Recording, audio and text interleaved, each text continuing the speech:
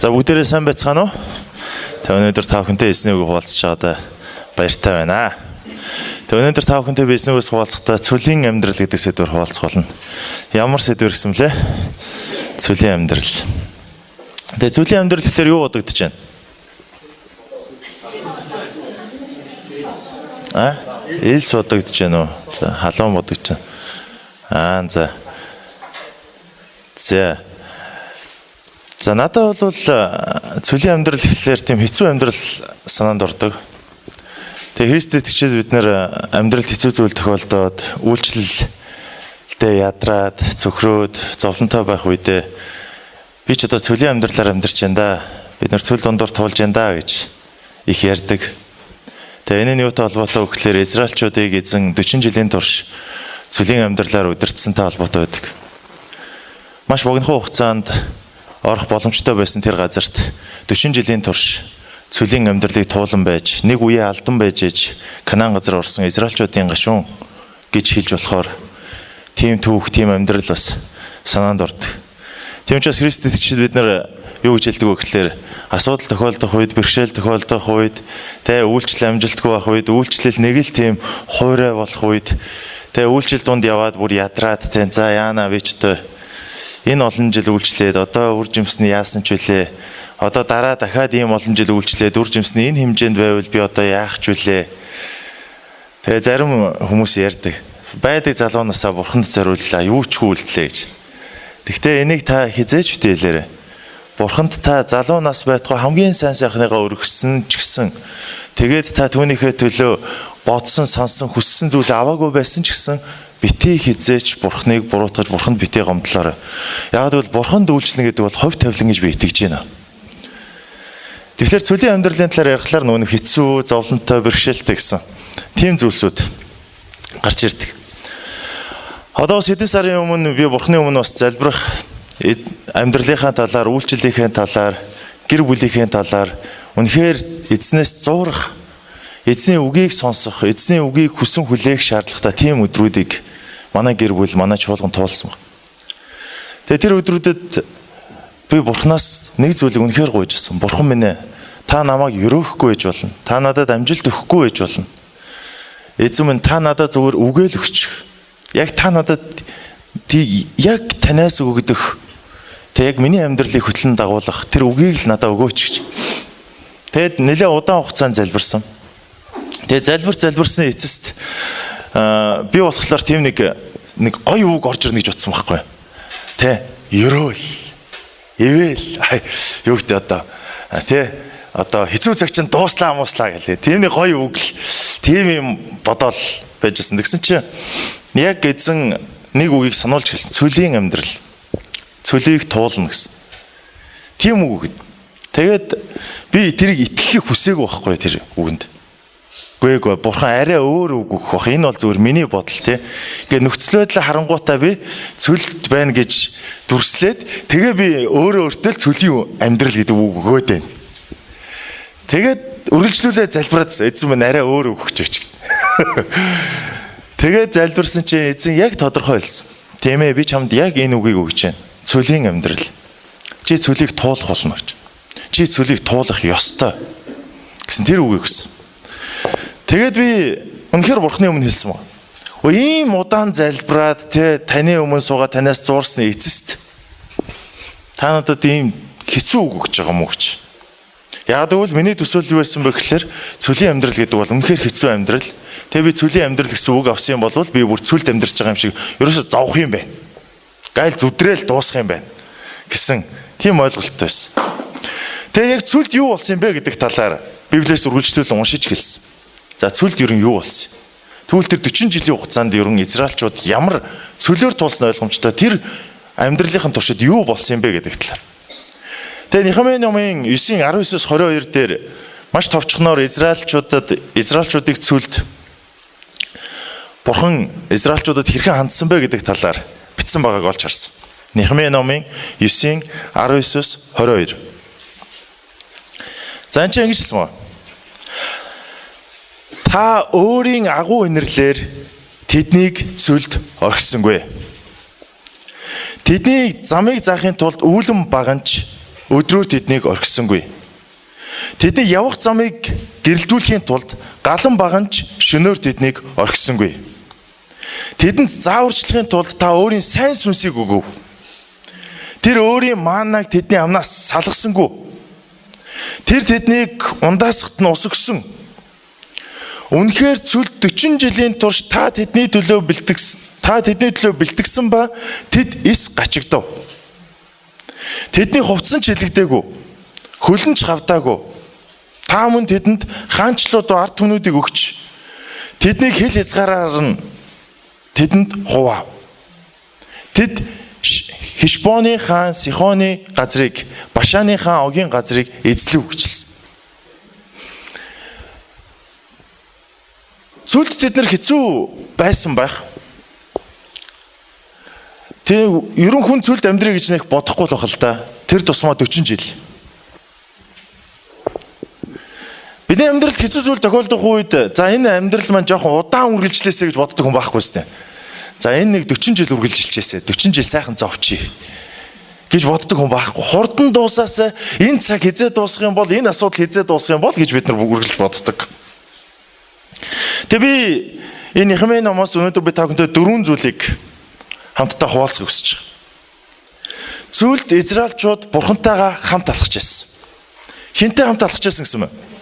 Бурхантайгаа. Амьд бурхантайгаа, хүндэлдэг бурхантайгаа, хайрладаг бурхантайгаа, үгийг нь дагдаг бурхантайгаа, амьдралаа зориулна гэж амласан бурхантайгаа тэд цүлд хамт алхаж байсан юм аа. Бурхан өөрийн агуу нэгүслээрээ тэднийг цүлд орхисонгүй гэж хэлсэн. Таны амьдрал цүлийн амьдрал мэт тэр амьдралыг туулах үед таны үйлчлэл, таны гэр бүл, таны чуулган, таны амьдралд цүлд байгаа мэт тэр асуудал бэрхшээлтэй, үнэхээр зовлонтой бэрхшээлтэй юм шиг санагдаж байгаа. Яг тэр үед нэг зүйлийг санах хэрэгтэй. Бурхан өөрийн нэгүслээр Израилийг цүлд орхиогүй юм аа. Бид цүл мэт амьдралаар амьдарч явах үед тэр өөрийн нэгүслээр таныг, намайг, биднийг орхихгүй байх болно.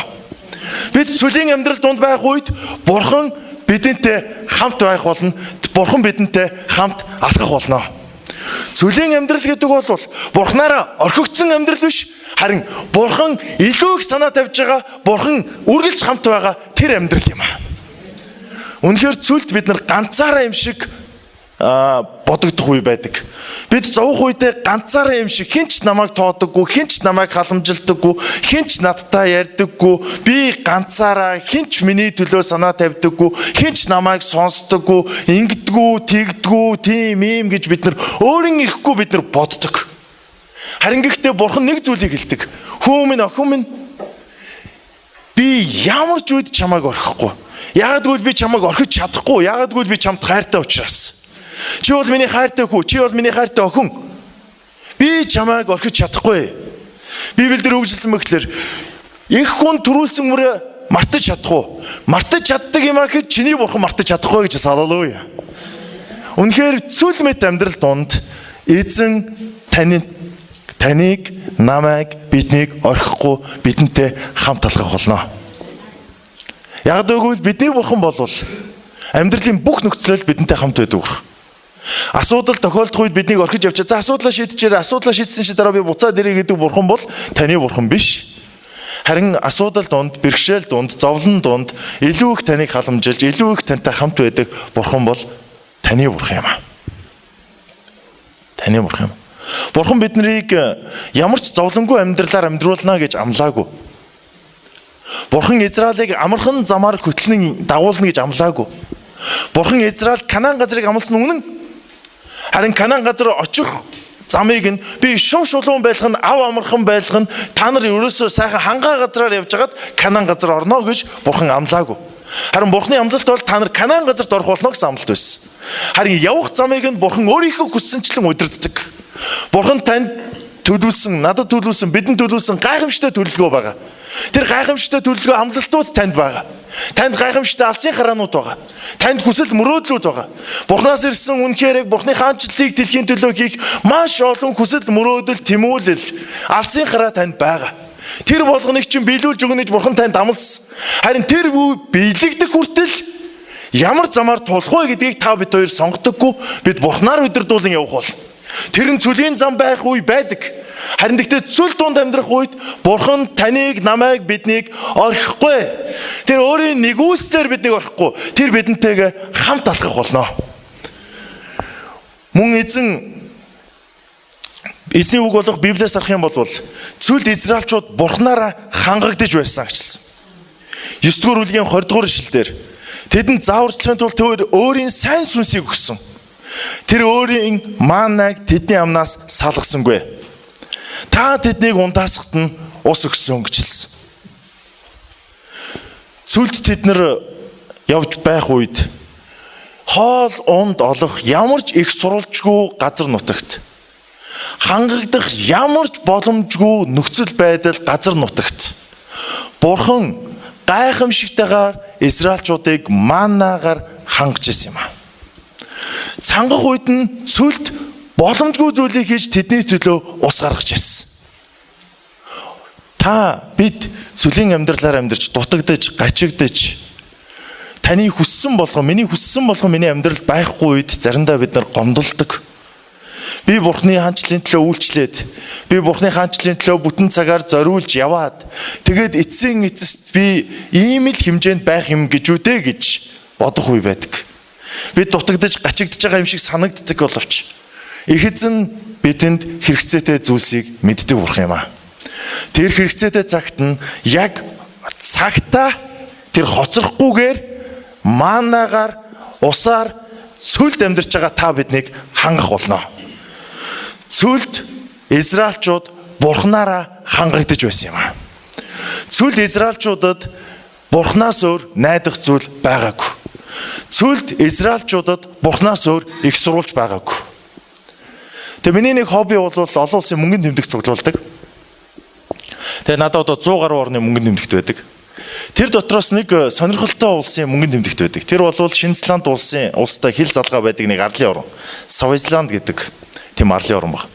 Тэр арлын орны мөнгөнд тэмдэгтийг аваад артлыг нь аваад унших юм бол Бурхан бол бидний их сурвалж гэж хэлсэн байдаг.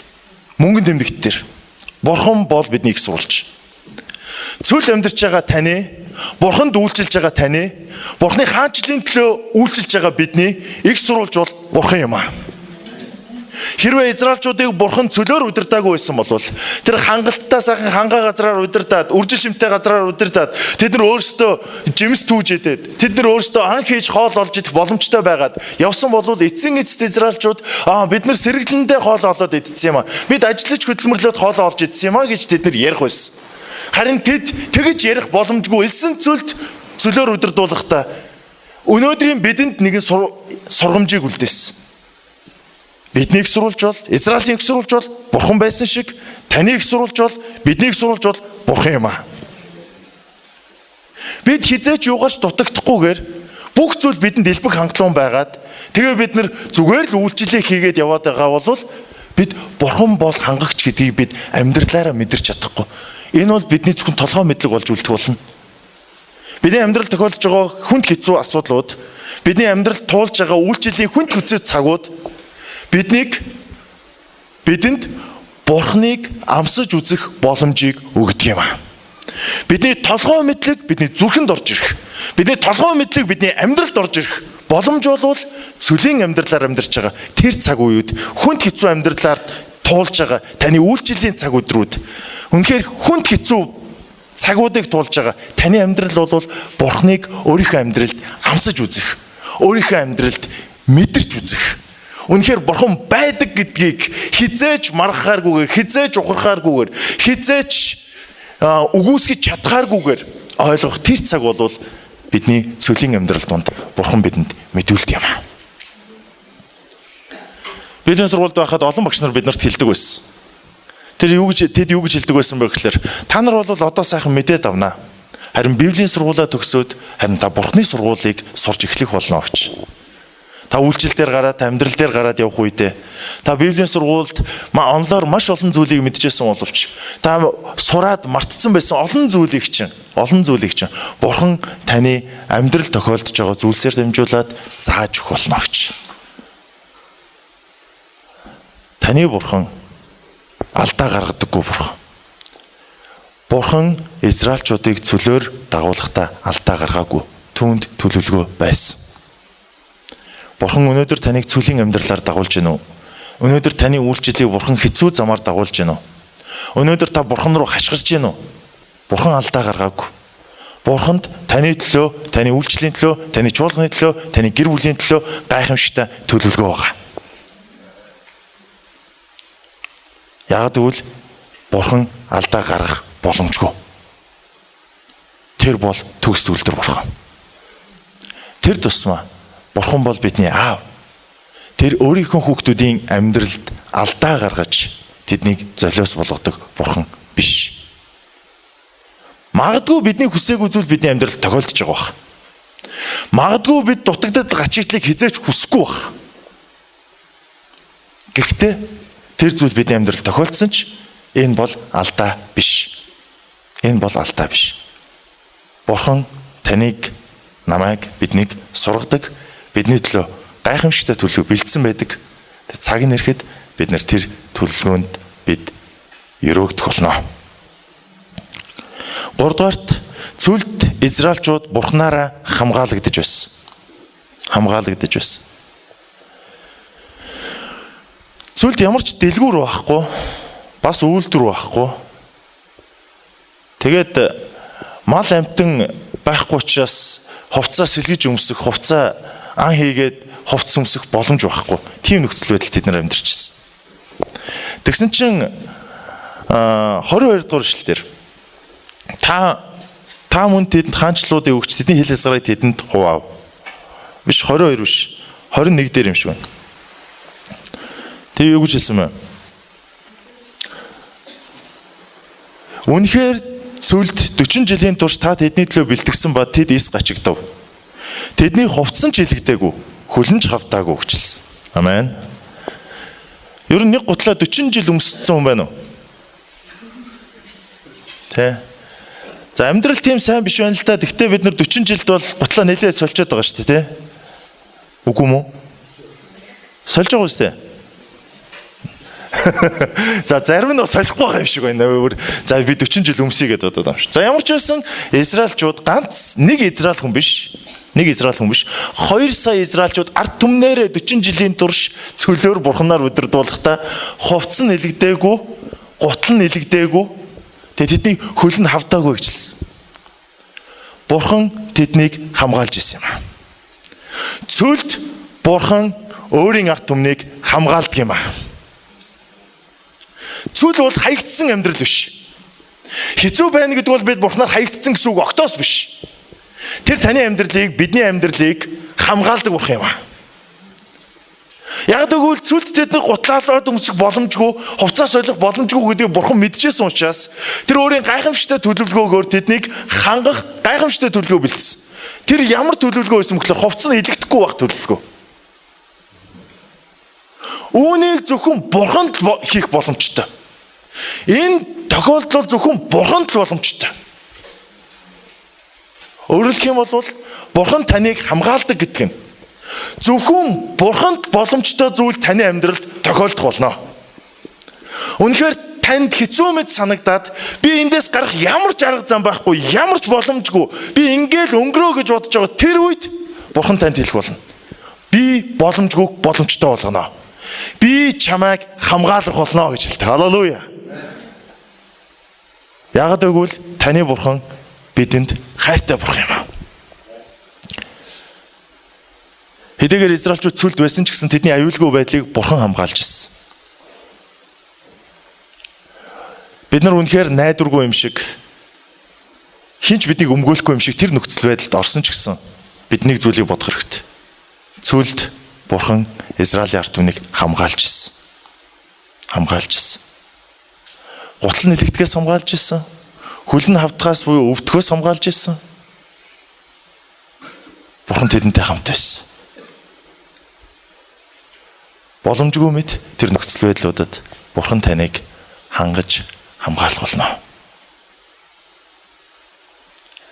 Ер нь би бас хэд хэдэн удаа нэлээд хэдэн удаа бас тийм дутагдсан, гачигдсан, үнэхээр Бурханаас зурхаас өөр замгүй яг тийм нөхцөл байдалд орж исэн. Тэгээ яг тэр үед хүмүүс ирээл зүгээр дээ Бурхан чам хангаж өгнө гэж хэлэхлээр тайвширлын үг биш нэг тийм уур хөрмөр үг юм шиг санагддаг байсан надад. Тэгээ бүр ингээ яалтч байхгүй бүр ингээ айгүй хэцүү багт чи зүгээр Бурхан хангана гэл. Тэнгүүт нэг тийм ерөөсө тайвширдаггүйсэн тэр үгэнд нь. Тэр мэдчихэл байгаа л да. Ер нь бол би мэдчихэ. Та мэдж байгаа үстэй. Тэ. Заримдаа амьдралд мэдж байгаас өөр байгаад байдаг үстэй. Үгүй мүү?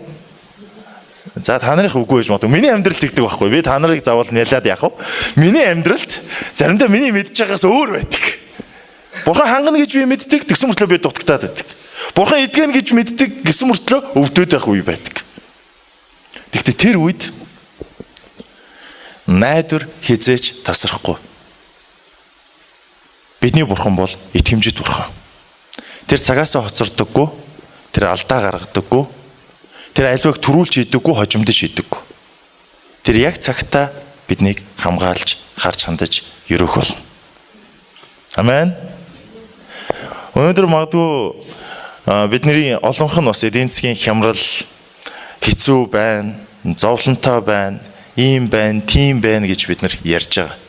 Бид нар байтугай нийгмээр ярьж байгаа, бараг дэлхийгээр ярьж байгаа. Гэлээхтэй нийгмийн амьдрал, эдийн засгийн амьдрал ямар ч болсон гэсэн таны Бурхан, бидний Бурхан биднийг орхихгүй, бидэнд санаа тавьсан, биднийг хамгаалсан хэвээрээ байх болно.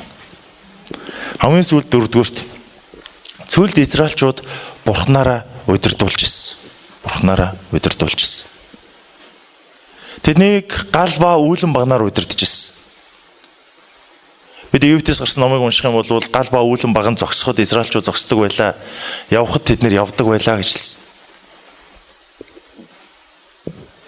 Бидний амьдрал цүл мэт тийм хүнд хэцүү цаг үеуд тохиолдох үед Бурхан бид нарыг өөрийнхөө хүсэл төлөвлөгөөний дагуу удирдах болно. Ер нь ингээ бодох юм бол бидний Бурхантай илүү их ойр дотно байсан, бидний амьдралд Бурханыг илүү их амсаж мэдсэн, бас Бурханыг илүү их таньж мэдсэн тэр өдрүүд бол бидний амьдралын нэлээд хүнд хэцүү өдрүүд байх тохиолдол байдаг. Тэр өдрүүддээ бид нар Бурханыг улам илүү таньж мэдэж, Бурханыг одоо нөгөө монголчууд бид нар ярьдаг шүү дээ, яс махандаа шингэтэл ойлгоно гэж. Яг тэр өдрүүд бол үнэхээр цүл мэт амьдралаар амьдарч байгаа бидний амьдралын хүнд хэцүү өдрүүд байдаг. Гэхдээ тэр хүнд хэцүү өдрүүдэд бид нарыг Бурхан өөрийнхөө зөвийн замаар хөтлөн дагуулах бол. Тэр биднийг удирдах бол. Тэр бидний амьдралыг хараа хяналт удирдлагаасаа алдахгүй.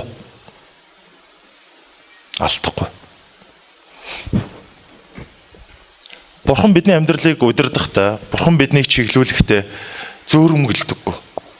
Дуул номон дээр тэр хизээш үргэлэхгүй үжилсэн. За бид нар ингээд шүнжэнгөө ингээд нэг өвчтөе хүмүүс сахиж махад ингээд явах юм бол заримдаа ингээд дог хийгээд ингэх мөнгө үе байдаг шүү дээ. Харин Бурхан тийм зүйл байхгүй. Ингээд бидний амьдралыг ингээд амар хянаал ингээд хараал удирдаал явж ирсэн үүрглээл бид нар буруу замаар яана буруу болцсон ба шүү дээ. За буцаагаад ийшээ авчирхаас гэдэг Бурхан тийм зүйл байхгүй. Таны Бурхан, бидний Бурхан алдаа гаргадгүй Бурхан, цагаасаа хоцордгүй Бурхан, хяналтаа алддаггүй Бурхан юм аа. Тэр бүх цагийн туршид тэр хിവэрэ. Тэр бүх цагийн турш бидэнд санаа тавьсан хിവэрэ. Тийм учраас би таныг цөлийн амьдрал мэт тэр амьдралаар амьдрах үедээ Бурханд талархаарай. Бурхантай хамт амьдраарай гэж хэлмээр. Тэгээ би Бурханы өмнө гомдолж исэн тухайгаар ярьж ирсэн. Бурхан минь би ийм олон сарын турш таны өмнө залбираад гуугаад эцээ та надад цөлийн амьдрал гэдэг үг өгч байгаа юм уу? Тэгээ харин яг Нехемия номын 9-р бүлгийг уншсны дараа би Бурханд ингэж хэлсэн. Бурхан минь та надтай хамт байх юм бол би цөлөөрчин сайхан амьдрьё. Та намайг хангаж өгөх юм бол би цүлд амьдрахтаа баяртай байх болно.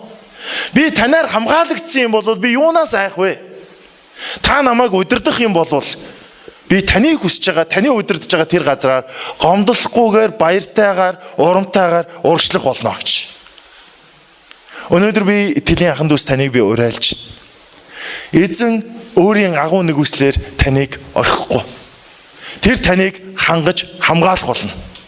Тэр таныг удирдан чиглүүлэх болно. Тийм учраас амьдралын нөхцөл байдал цүл байна уу, хангаа байна уу, бороотой байна уу, нартай байна уу, шуургатай байна уу, зүгээр сайхан өдөр байна уу, үл шалтгаалаад Бурхны удирдах байгаа бүхий л газарт, Бурхны удирдах байгаа бүхий л зам дээр Бурхантайгаа хамт Бурхныг алдаршуулан Бурхны нүмер нойлог дотор хамтдаа алхацгаая. Магадгүй өнөөдөр та цүлийн амьдрал мэт амьдралаар амьдарч гин гэж. Өнөөдөр таны амьдралд үнэхээр хэцүү зүйл, үйлчлэлт чи хэцүү зүйл тохиолдож гин гэж. Магадгүй та нарын зармийн чин үйлчлэл донд өвөл болж гин, цуглаан нүүрсгүй гэсэн асуудалтай хүнж байж магадгүй.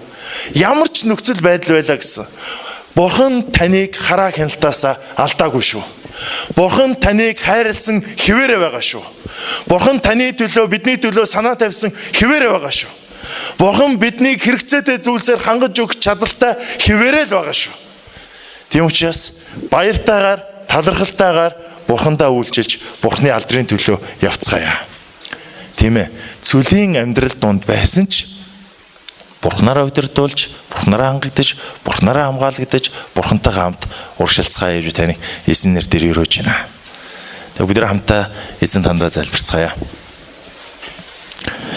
Эзэн минь би танд талархлыг өргөж байна.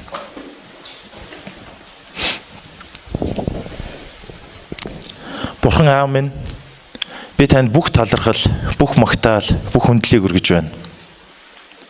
Яагаад гэвэл та бидний амьдралд санаа тавьдаг. Та биднийг хайрладаг.